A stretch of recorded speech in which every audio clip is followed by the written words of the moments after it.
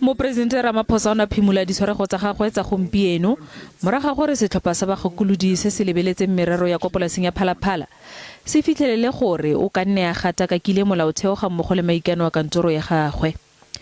Pele mopresidente o na phimola kokoano ya bobegakgang e ne tshwanetse go neelana ka dintlha tse ba le lenaane la gagwe la beke e latelang.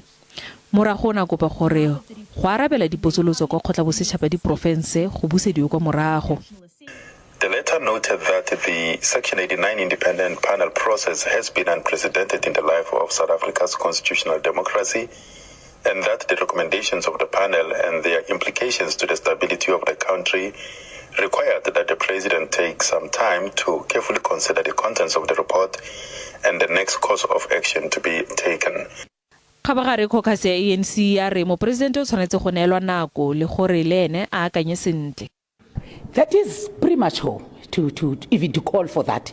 That report, if you read it, it says he may, it may. They are not very certain, and therefore, President must read the report and see if he wants to respond on all four. He must be allowed before he resigns.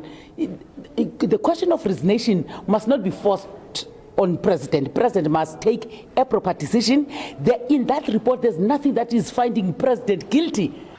Majojina a re maemo a bona jaaka caucus a tla itsewe mo letsatsing la dingangisano.